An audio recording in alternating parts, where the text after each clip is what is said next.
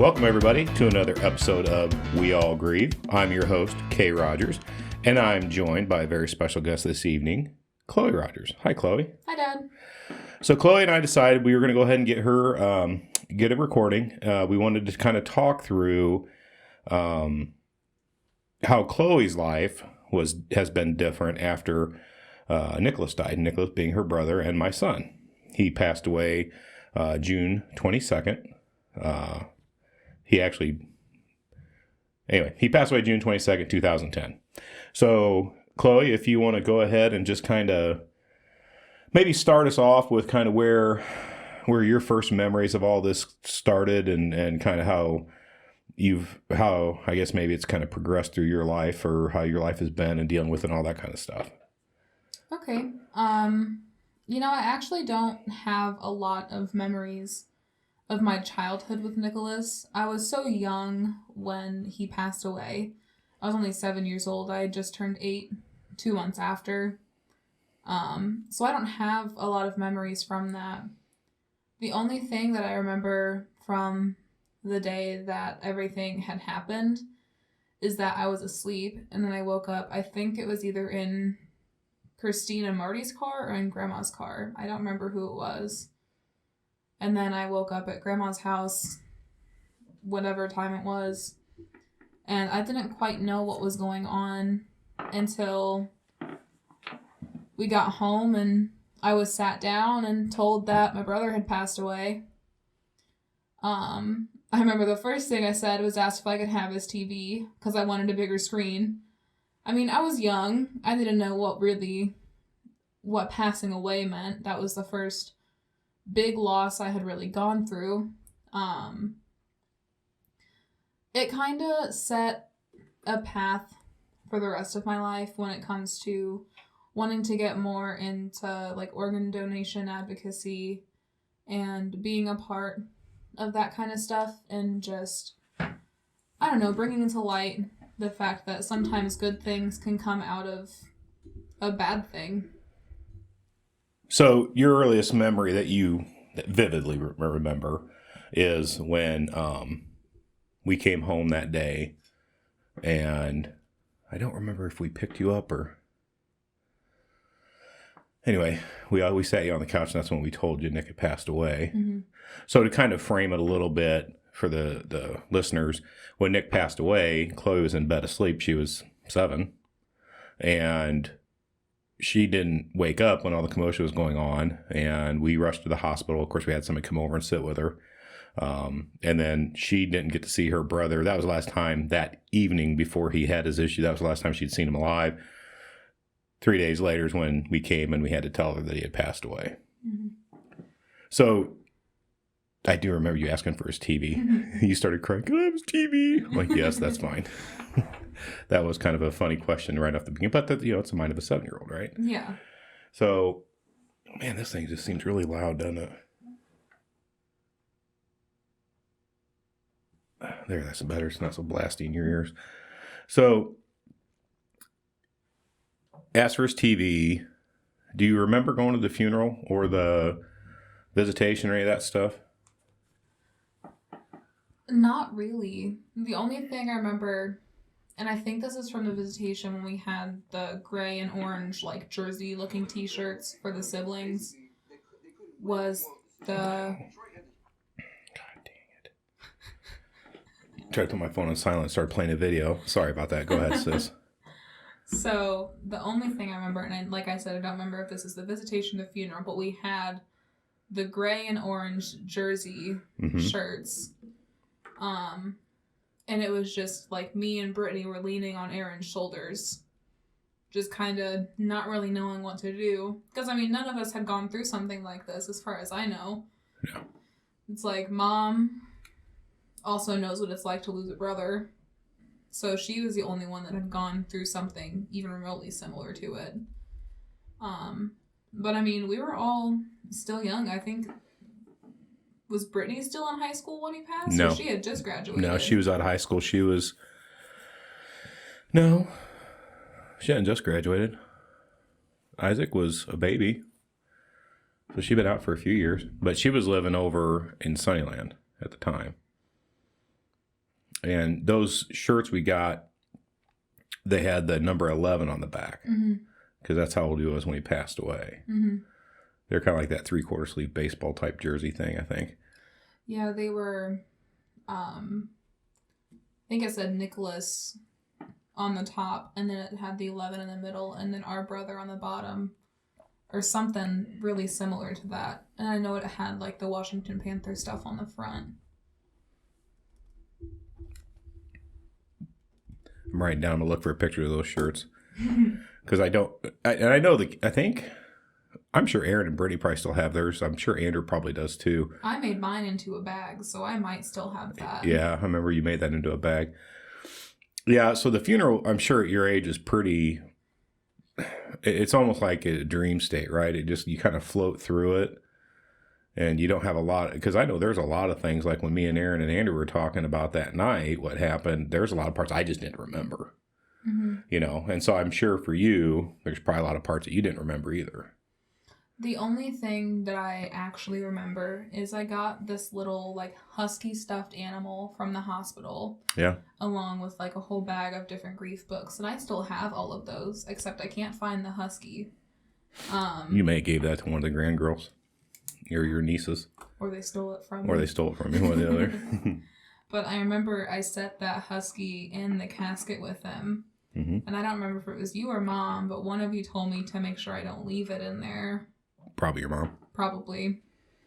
I was not in a mental state of comprehension at that point. I acted like I was, but I definitely was not. So, we go through the week of hell, right? And then we're moving forward. Or not moving forward. We're trying to live our lives going forward. How did you feel your life felt? Do you remember if it felt different to you after that? I know with school, especially being in grade school with, a ton of 7 and 8-year-olds around me all the time. I was just the girl whose brother had died. I wasn't really anything else at that point. That's all people knew me for. But at that time, I don't know. Other than that, it didn't really affect the way that I saw the world because I was still so young. I think if I was this old, it would, or if he had died like right now as I was 18, it would be much different and probably take way more of a toll on me than it did back then. But I feel like it has affected me more in my later years rather than then. What do you think the difference is?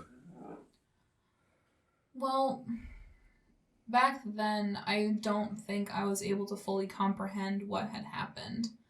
I think it was just like, oh, okay, like, he's gone. I guess I'll just have to be fine with that. But now, like, as I hear my siblings talk about their memories with him, and, he was only 4 years older than me, so he could probably still be living at home by now, taking up the whole basement. We don't know. Yeah.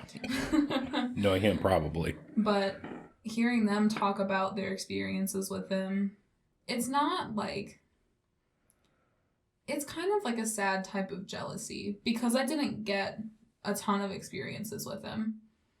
At least what I did get, I don't remember. I was young and then I had a huge trauma happen.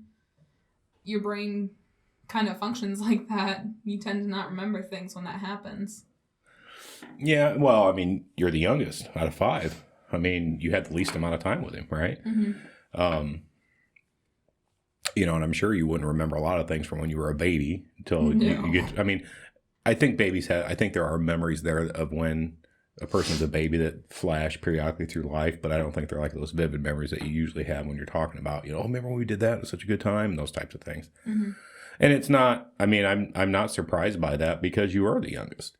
So your memories really only had a few years with him where I think you would had, there was things that we always did. And I know Nick agitated the crap out of you because you guys fought like crazy.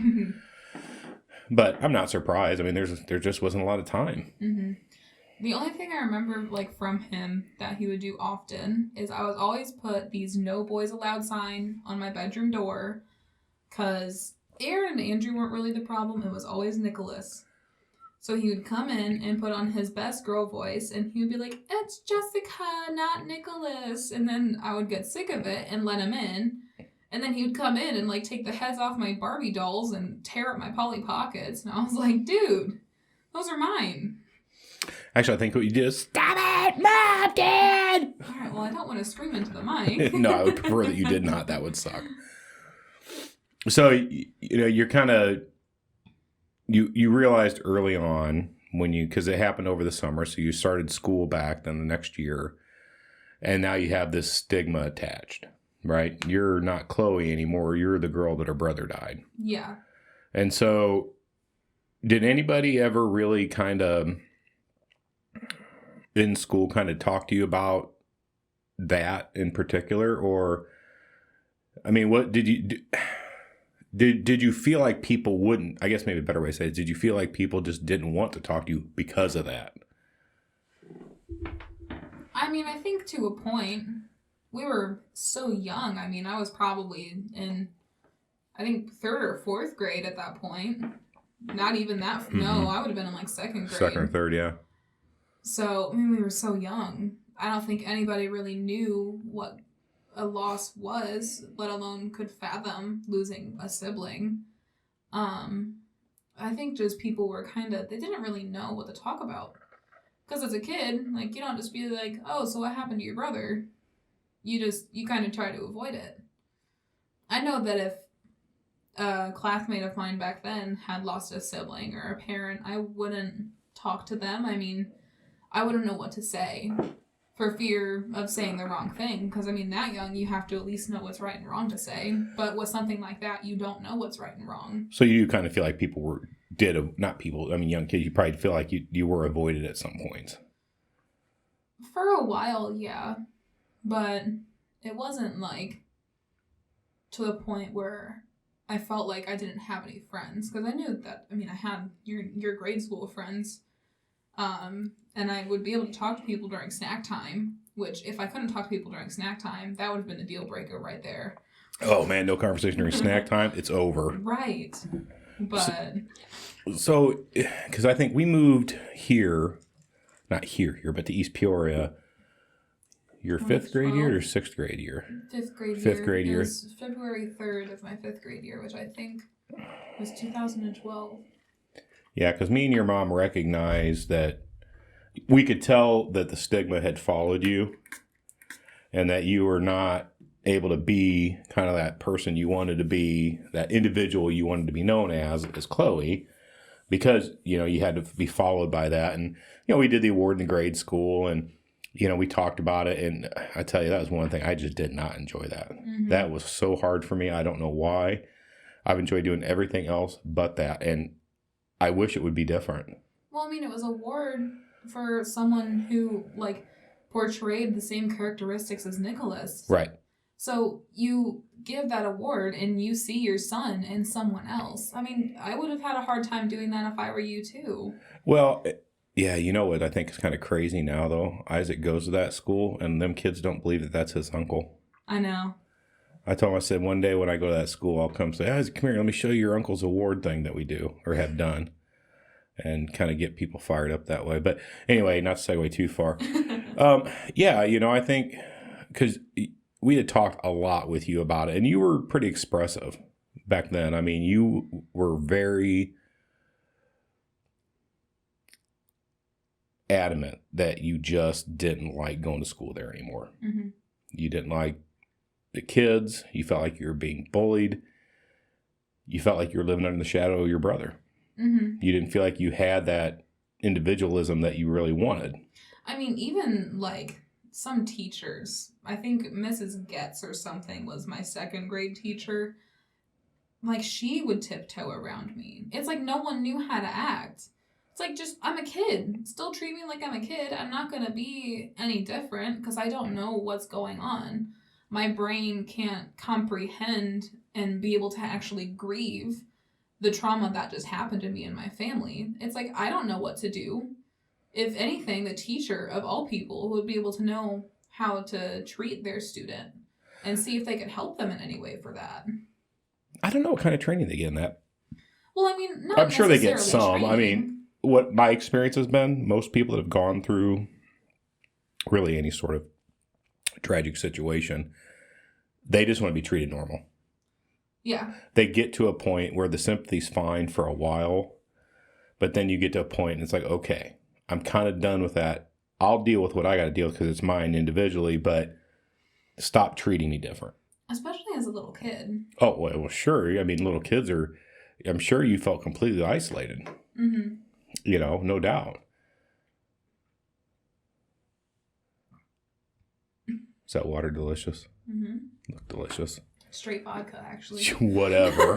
I know better. I finished the vodka last night. Anyway. So we kind of leading up. It was a couple years past after Nick had passed away.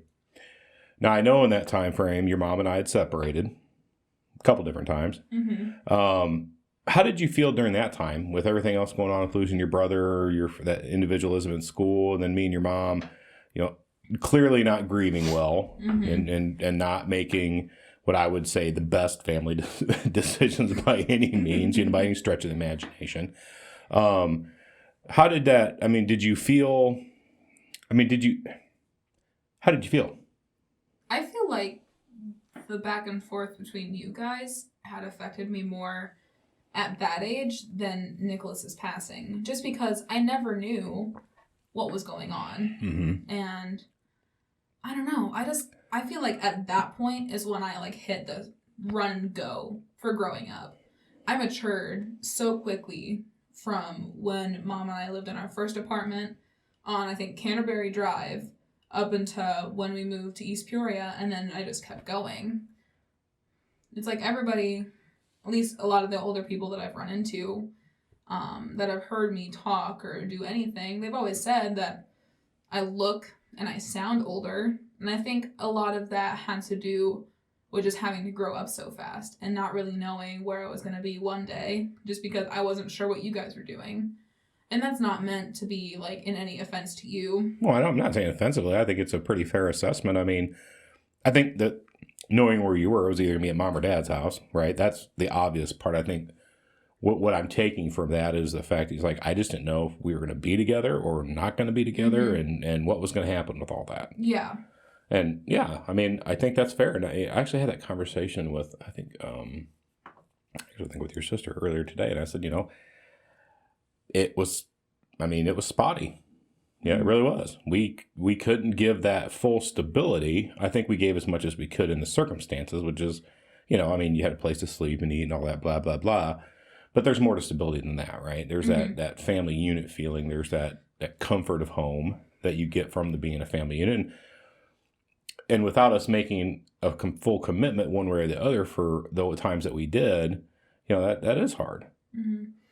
And like to your point with that comfort of home, like I think that was the biggest thing is because we moved around so much, because not only were we living in like houses that we could rent and we only lived in for about a year, but between you guys being back and forth, because we moved around so much, I never let myself get comfortable or homey in a single one of the houses up until when we lived on Springfield Road, up until that point. Right. Well, we owned that. We couldn't in the other houses because we rent them, right? It's not even that, like, just the feel of the house itself. Not because it was just a rental house, because I loved some of those houses. I thought they were great. I would have loved to live in them for longer, but they just weren't, like, home. They didn't have that comfort feeling, like, I want to go home after a long day at work or a long day at school. Like, I just need to be home right now. I would rather be away from this place. Yeah, I think there was one that did. I think there was one. The rest of them, I agree with you on, until we moved up to Springfield Road. Which one? The first house we lived in? Up there on Norwood. Norwood? Mm-hmm. Yeah. That one, I think, had the comfort of home. And because we had a lot of fun there. Yeah, that one had the comfort of home until you told me we're moving. And then I was like, oh, okay. Yeah, then we moved up there on Michael Court to that bigger house. No, that was on Oakbrook. Oh, yeah, Oakbrook. Michael Court was in Washington. The Washington house. God, we did move around. Yeah, it was North Norwood Place, and then it was Canterbury Drive, and then it was Field Avenue, and then it was Springfield Road. Oh, that was not Canterbury. No. That was our apartment from in Sunnyland. Yeah, was, it's like that wasn't, and that was before all that. It was Norwood, then Oak Brook, then Field, then Springfield. Yeah, that's right. Yeah, because me and your mom were sitting in the garage when we bought that house on Springfield Road. What garage? Down there on Field Avenue. Oh, yeah. That big gigantic garage that we loved that garage. Heck yeah, I love that garage. It was so sad to leave that house. We'll leave the garage behind at least. I liked moving to a house that was ours. Yeah.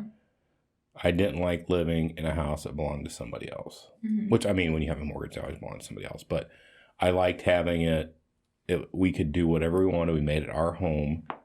And I liked it that way. Well, the Field house had that awful paneling all over. It was terrible. My room, it was like one wall had just a horseshoe of cabinets from the left wall up to the ceiling, over all the way to the right wall, and then back down. Yeah, I think if we were to have bought that, I would have bought the empty lot next door and built a new house there and tore that one down and just kept the garage. I think they built a new house on that lot. No, they bought it. Oh, they bought it? Mm-hmm. Mm. Yep. Anyway, yeah, so, I mean, we did bounce around quite a bit, you know. I mean, we are lucky that living in East Peoria, though, it didn't take out a school district, you know, because East Peoria is a pretty big community. I mean, it's a large demographic. Yeah.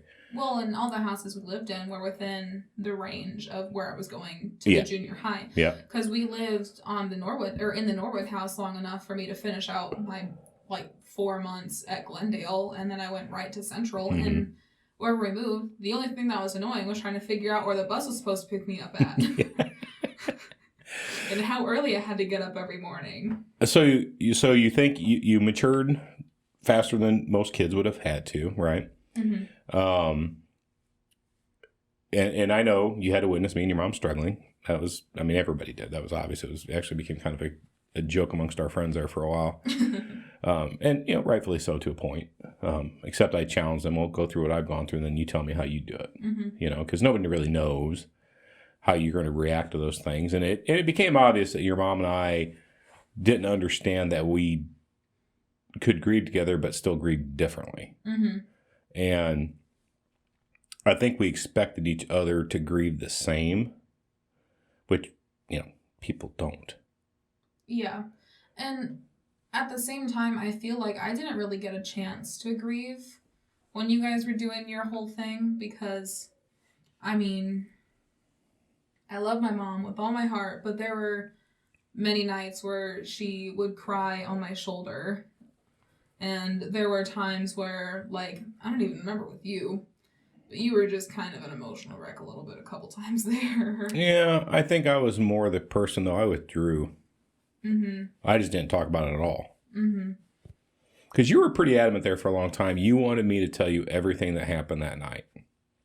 And I didn't want to at that time. Well, I didn't get told everything until we had that counseling session, that one lady's, back porch. And you got older. Mm-hmm. Because I didn't want to tell you until you were older and what I thought would be old enough to have a better understanding.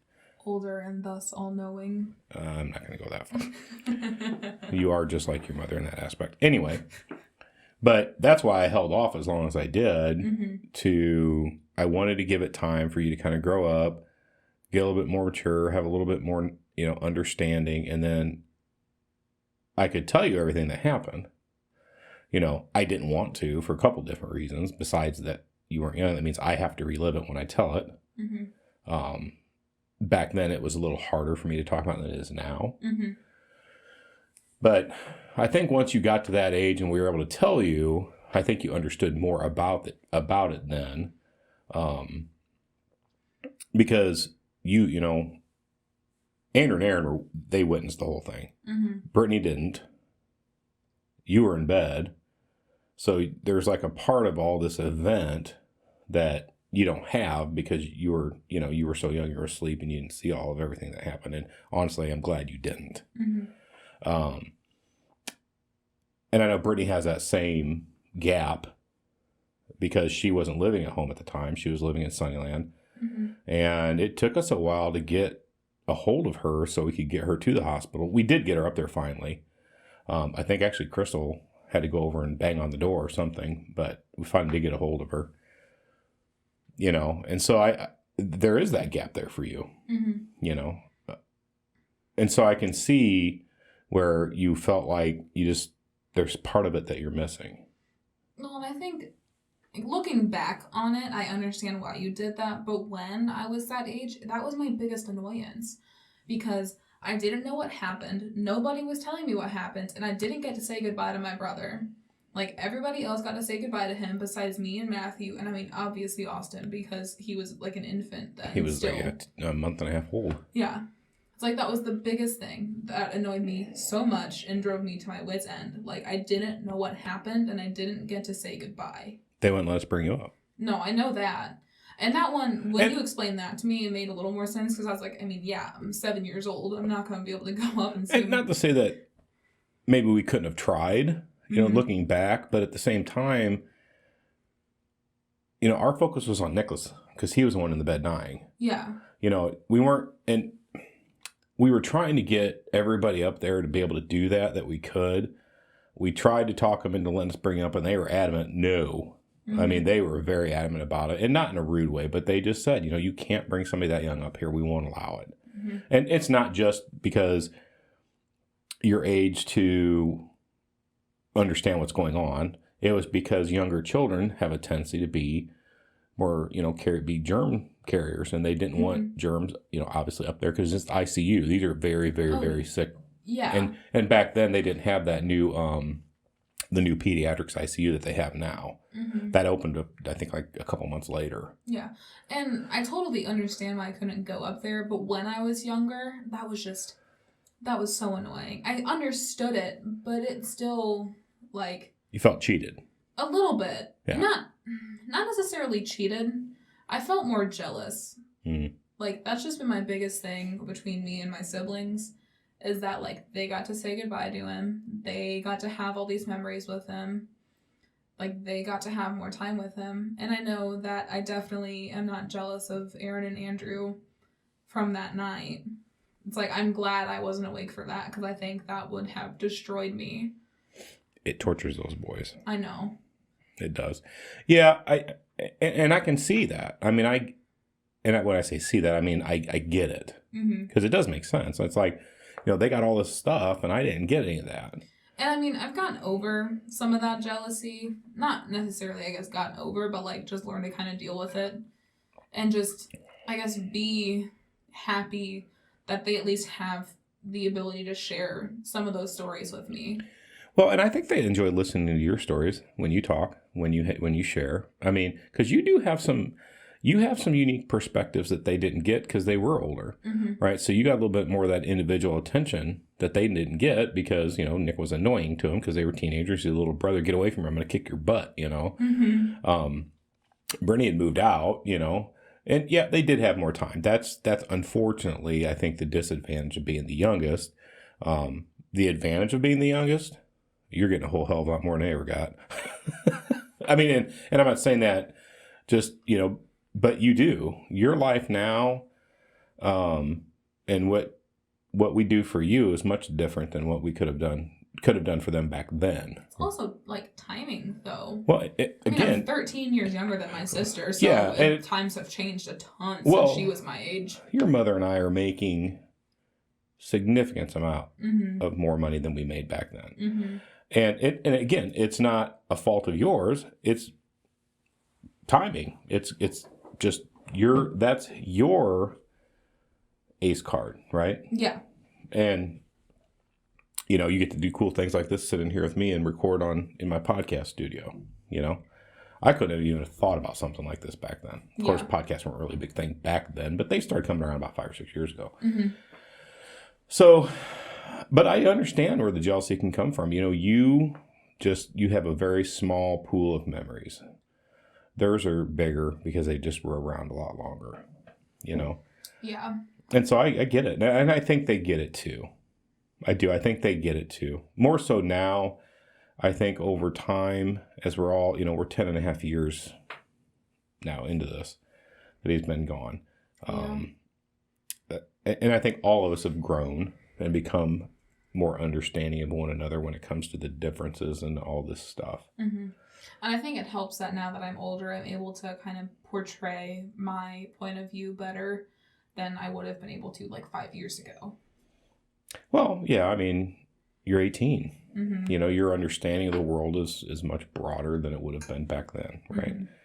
Mm-hmm. And you've had a lot more experiences in life too. Mm-hmm. You know, you went through Job's Daughters and learned public speaking and learned leadership and built confidence in yourself doing those things. Had to deal with diversity, good and bad. Mm-hmm. Diverse situations where, sometimes they were in your favor, sometimes they weren't, right? Mm-hmm. You competed in pageants.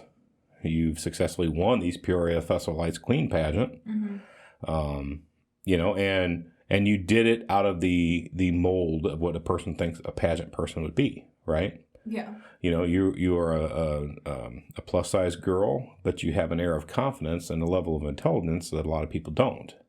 Yeah. And like the reason I did that is because we're finally getting to the point in the world where we're starting to get away from a lot of those stereotypes of you have to be a size 00, like 6'3" with long blonde hair that goes down to your waist, like with these bright blue eyes and super white smile and perfectly straight teeth. Like, we're starting to get away from the idea of this perfect woman that is the pageant stereotype. Right. And I think that that's a fantastic thing. Like, I have hips. I'm definitely not a 00 in a dress. Like, I had a pixie cut when I did the pageant the first time, and I got second runner up.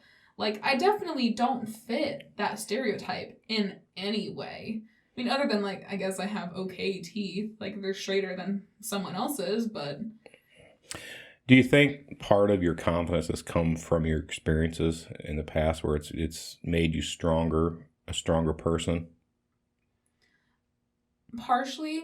I think I'm still working on my confidence all the time. Like, that's never a thing that I'm definitely going to be...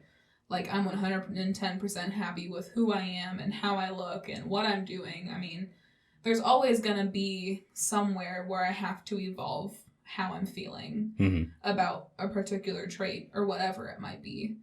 But I think a lot of that is just like, when I got into high school, I just stopped caring. There's so many things that, I mean, God, there's people that wear slides without socks and sweatpants and a crop top to school and their hair's up at the top of their head and they're just like, yeah, I'm hot, I know. I mean, looking at that, and now that we finally started to get away from that norm of you have to be skinny and long hair and like pretty and whatever, we're starting to get away from those things, and I think that I just stopped caring. I stopped not necessarily trying, but I stopped trying to fit into that norm. I know I just said try it like 3 times. You're pretty, right? I look like you, so. Well, sorry about that part, but so you're old. I do get the gray hair from you. You do get the gray hair from me. Eyelashes. You do have gray hair. Yeah, I mean, I think you kind of came into that point of your life where you're like, well, I'm not going to be what other people tell me I should be. I'm going to be me. Mm-hmm. Well, and I've also come to the realization that, like, the way that my body looks isn't going to affect what I do in my future. It's like, yeah, your presentation with, like, clothes and stuff is going to affect you for, like, job interviews and, I mean, whatever, but I'm pretty good at that. I dress up nice. I can clean up, but I don't care if I have hips and curves and whatever, like...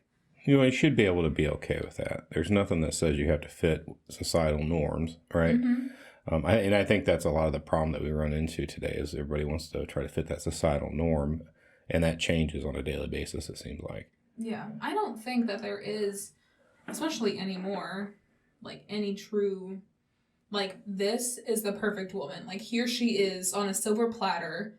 This is who you need to be. There isn't that anymore. No, because there will be somebody out there that will absolutely not like that person.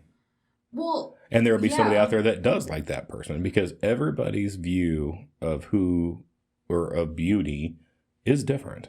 And we're finally getting to that point where there is no actual view of what beautiful is to everyone. Well, I think we've always been there on an individual basis. I just think that finally media or whatever is finally catching up, right? No, I mean, like, we can't see beauty portrayed in one single person that fits everybody's Yeah. needs. That's kind of what I was saying too. Like, Yeah.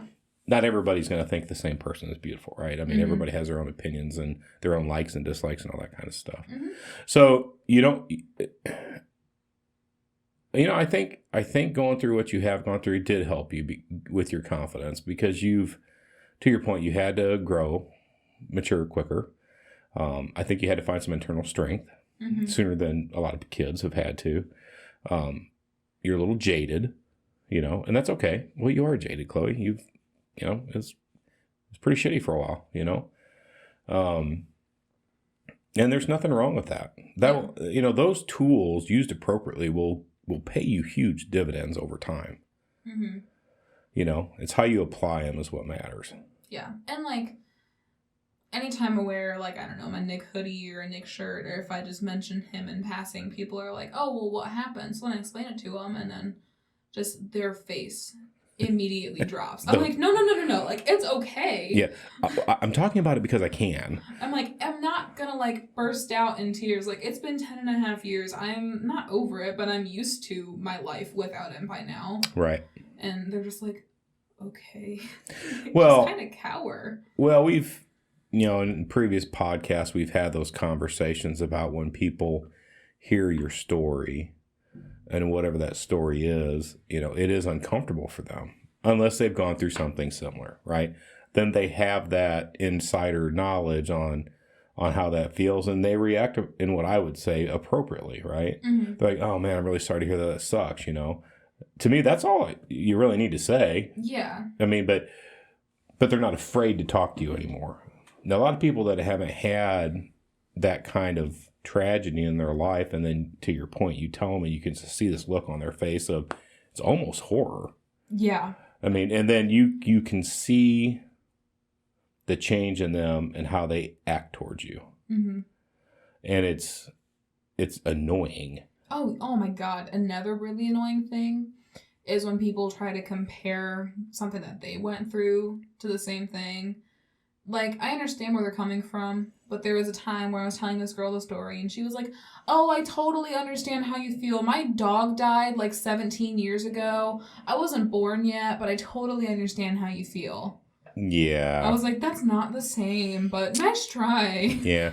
I don't like the comparison. And the flip side of that is I've had people say, well, it's not anything like what you went through. It's like, no, wait a minute. Don't discount your loss because you're comparing it to my loss.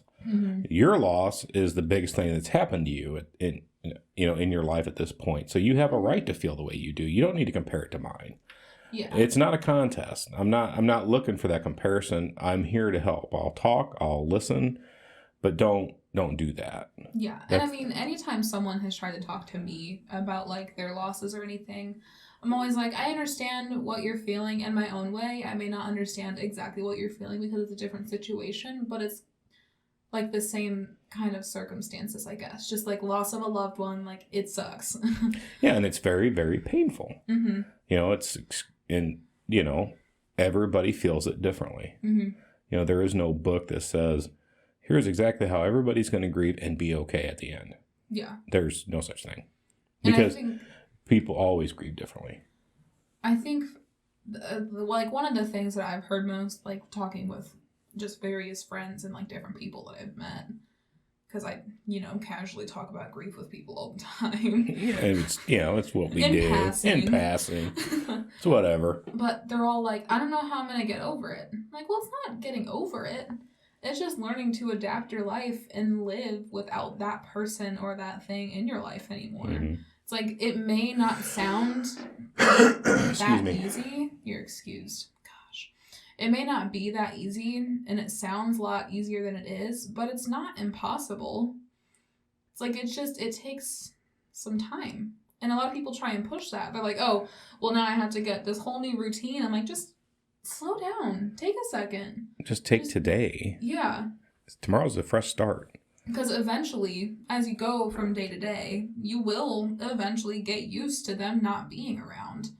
It'll become your new norm. And I think a lot of people had this kind of idea that they have to get over it as quickly as they can and try and get back to normal life. It's like, No. well, listen here, dude. Like, your life's not normal anymore. Like, Well, you just it's not went going to be through the something. it's not the normal you were used to. Yeah. It's going to become normal again. It's just going to become normal in a different way. Yeah. And that's where I think, and I wanted the same thing. Man, I wanted to go back the way it was. Man, I wanted that. I wanted him back. I wanted my boy, you know, and not that Andrew and Aaron aren't my boys. They are, but they were there. I wanted him too. Mm-hmm.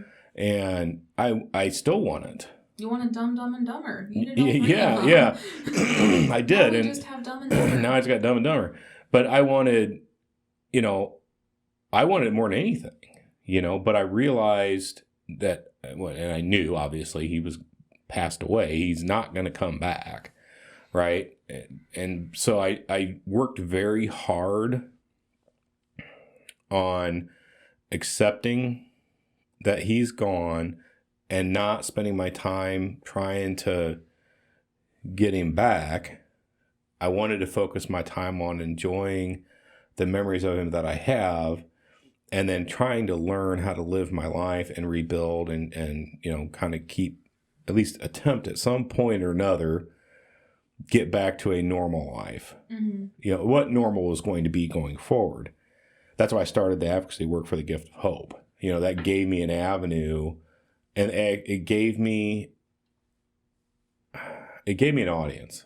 Mm-hmm. Where I felt I could talk about it, I could share the story.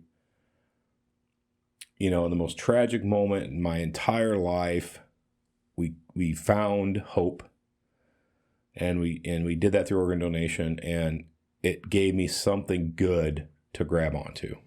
Yeah. I know that after he died, it wasn't really like I had to learn to have a life without him because I was young and I don't really remember a life with him. My biggest thing I had to try and get over was all of the what ifs. Like, what if he was still here? Like, would any of my nieces have been born? Like, would I even be living in East Peoria? Would I have any of the friends or the boyfriend that I have now? It's all of those just what ifs. And I constantly have those. It's never something that I'm going to get over. Because, I mean, something new happens in my life. I'm like, oh, well, what if Nick was still here? Like, I wonder what he would say to this, or if this is even a thing that would be possible. And I think that without Nick having had passed, a lot of the opportunities that I got and that you got and that, I mean, most of the family got wouldn't have been able to come to us. So in a way, like, I guess now I just kind of try and see a bright side to it. Yeah, I mean, there's times when I think about it and I'm like, I just know Nick would have loved that. Mm-hmm. I don't ever think what if, though. Like, would things be different? Well, of course they would. Oh, yeah. But what would be different? How it would be different? Who? That's like what I mean. Yeah, and I'll never know any of that because life is a funny thing. Mm-hmm. It takes you in directions that most of the time you didn't even expect to go. Mm-hmm. And you have this innate ability, every one of us do, that we can adjust and embrace that and continue to own it and make it the best that we can. Mm-hmm. If we don't do that, then we're just stuck. And we are not meant to be stuck. We're meant to be moving forward. We're meant to be embracing these changes. We're meant to be owning it. You know, we're meant to get through the tragedies, come out on the other side, find our triumphs, make our triumphs, Mm-hmm. you know, create our opportunities. And I firmly believe that. I firmly think that if we wait for something to happen that's going to make us feel better or make us feel more fulfilled, it won't ever happen. Because we have to seek those opportunities. Right. Because whatever it is we're waiting for isn't just going to be handed to us. We have to go create it. Mm-hmm. And that's why I don't think a lot about what ifs, because I know I'll never get that answer. Yeah. You know, and so what I look at is I always let myself say, God, he would have loved that, but I still embrace what's going on and I still live with it and I love it, right? Yeah. And I think, you know, we miss him. I know you do. I do. Everybody does. You know, he was a very unique little turd. It was something He else. was something. He was a turd. He was a good boy. God dang, he would aggravate the piss out of you. But, you know, I think I want to take this and I've tried to use it to make myself stronger and to try to solidify what it is I'm trying to do as I go forward. And I think I can see you doing some of that same stuff. I can see you using this as you get older and you're trying to get through college and get on your career and stuff. I think I can see you using this as that way that it continues to keep you strong and keep you driven and doing those things. I mean, a lot of my what ifs are more not like I want questions answered, it's just like curiosities. Like, oh, like kind of how you said, like I wonder what Nick would think of this, but it's more of, well, I wonder what would have happened if he was still alive. Or like what if something like this would be different. But I do know that, I mean, even now, I kind of am trying to get myself the opportunities that Nick never got. Like with the taking early classes so I can get done with college early and start my life and do what I want. And just, I know that I'll never be able to skateboard, so. Well, he never Sorry, really was Nick. that great at it either. So. Sorry, Nick, I'm not going to be able to do that one for you. He was more of he liked to ride his bike. They like to break my Barbie scooter. Yeah, and your I Barbie. got for my 6th birthday. Actually, that was your brother Aaron that broke your Barbie scooter. No, I know, but Nicholas and Andrew encouraged him. Well, of course. But I like to, I don't know, just think, like, all right, I'm doing this, so maybe he can watch me from wherever he's at, who knows, and see, and he can kind of, like, his spirit can live vicariously through me. Sure. That's great. That's a great way to do it. Rather than, like, I don't know, I guess grief being my encouragement. It's like living for him and for myself, not entirely for him, but kind of in the back of my mind. Like, all right, keep going forward.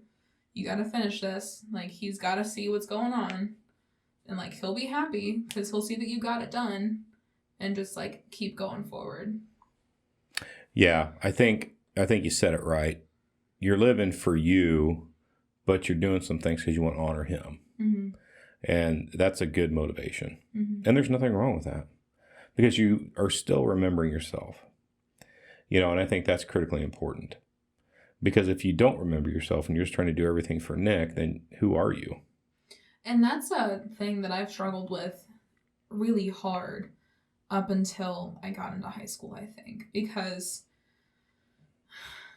I think that living in his shadow in Washington, I mean, I know it wasn't for very long before he had moved to East Peoria, but living in his shadow there had taken a lot more out of me than I thought. Because I was still trying to find myself up until probably my sophomore or junior year in high school. I never truly, like, got comfortable with who I was, if that makes any sense. I was still, like, I don't know. I think you're always going to find, or I think what you're going to find is you're always going to try to find a little bit more about yourself as you continue through on your journey in life. We never truly know all of who we are, right? Yeah, but I agree with you. I do think, and me and your mother have talked about this, is the best thing we ever did was moving you to East Peoria, because ever since we moved you there, it's been a trajectory upwards. Mm-hmm. You've done very well for yourself. You've worked very hard on who you are. I think it was really hard for me to get my brain out of living under his shadow a little bit. Even though, like, there was no one in East Peoria that knew, or, I mean, other than maybe the occasional teacher that knew who you were, which doesn't happen often. No, not in East Peoria. Mm-mm. It's like, but I kind of put myself under his shadow after that because no one else was doing it, I guess, in a weird way. Well, it was what you were used to. And then you Yeah. went to an entirely new place. And it was completely different. And it was completely different. and you're like, well, that's what I was used to, and I'm somewhere new, so I need to feel comfortable again. And so that's what you were going to do to feel comfortable again. Well, I went from black to white with no gray in between. There was no like actual transition there. I mean, I moved when we were almost done with my 5th grade year. Yeah. And we had to for various different reasons. Yeah. Didn't have much choice in the matter. Yeah. But I don't know. It was just such a like sudden change and a huge contrast from what I was used to what was happening. Because I mean, moving to East Peoria, I was the mysterious new kid. Like everybody wanted to know me and be friends with me. Like I'd never been used to that because in Washington I had known everybody from the moment I was in like preschool up until 5th grade. I had known a lot of those people for 7 years. Longer than that, like. And then well, yeah, I mean, it was a completely different group of people. Yeah. There was nothing familiar. It wasn't the old neighborhood. It wasn't the neighborhood kids that you're used to playing with that we're going to school with. Mm-hmm. This is totally different because, one, you didn't know any neighborhood kids. It was a totally new neighborhood and a totally new school. Mm-hmm. I mean, you knew a couple people, but they weren't in your grade. Mm-hmm. They weren't in your age group. So, yeah, I mean, I get it. I do. You know, and you will always resort to what you were familiar with. And then over time, like you said, you finally had to work yourself out from underneath that, kind of learn who you were, discover yourself, and then, you know, and you've done a very good job doing that, you know, and that's normal. That's okay. You know, and you always do that because there's going to be new things in your life. You're going to go to college. You're eventually going to have a job, a career. You're going to move out to your new house or apartment in a new city or state or wherever, and it will not be the same. It will be new, and you'll do that exact same routine. You will figure out how to find this new you in this new new life that you're living, you know. And, you know, that's unfortunately part of growing up and getting older is learning that, right? And like I said, I think moving to East Peoria really gave you the opportunity to kind of discover who you were because you weren't living under anybody's shadow. So you could, you know, figure out how to get out from underneath of it for you, and kind of embrace this new life that you were living in East Peoria versus where you came from. Moving to East Peoria was definitely, it wasn't like one chapter at a time. It was like you're reading like 10 books at a time and you're in a different chapter in each one of them and you're trying to figure out what you're doing. Like, well, it got you good at multitasking. Yeah, no kidding. It was all so new, but yeah, I mean, at first I was so adamant that I was still like a Washington Panther. Oh, I remember. That changed pretty quick. I never wanted to be a Raider. It was so stupid. And then I was like, yeah, I want to be a Raider. I'll prefer that, actually. Well, I mean, we have a choice. Embrace the change or fight it. But fighting it isn't going to help you, right? Yeah. I don't know. I was young. Yeah. Well, you still are young, Chloe. You are only 18. I'm basically a grandma with all the back problems I have. Oh, stop. So where do you see yourself going? Where do you think this is going to take you? What do you mean? Where are you going? Where's it going to take you? What do you think you see yourself doing going forward? I want to teach. Yeah? I'd also like to get into public speaking. Not necessarily maybe about like organ donation, but about like childhood grief and like it's okay to be grieving as a child. Like I know that there's all this like pressure when you're young because I mean you still have to try and be a kid, I guess, but at the same time, like, you can still grieve and be sad about what just happened. And, I don't know. I would like to get into public speaking about that when I get older and maybe start, like, a group for people so we can talk about it and people feel like they have, someone they can talk to that has gone through the same thing or has had a similar situation or whatever it might be. And, I don't know. I want to help people. I don't want to be a doctor. That's too expensive. I don't feel like putting on gloves all the time. I hate the feeling of gloves on my hands, so I'm not going to be a doctor. You and Mom can get that out of your head right now. I want you to be whatever you want to be, and I want you to be the best at it. My mom is still set on me being a nurse. That's not happening. You want to be a teacher? Be the best at it. You want to go be a food truck worker, be the best at it. I'll support you in whatever you want to I'd do. be so bad at that. But you know what I'm saying? I'll support you in whatever you want to do. Just be the best at it that you're doing. You know, you don't. There's a lot of people out there that are extremely successful because they're trying to be the best at what they're doing. So yeah, I mean, be what you want to be, and you may find as you go through college, maybe you may find that English really isn't the direction you want to go. You may find something else that piques your interest more, and you may want to go that direction. You never know. You know, just be the best at it. So what do you think, Chloe? Any parting words for our audience?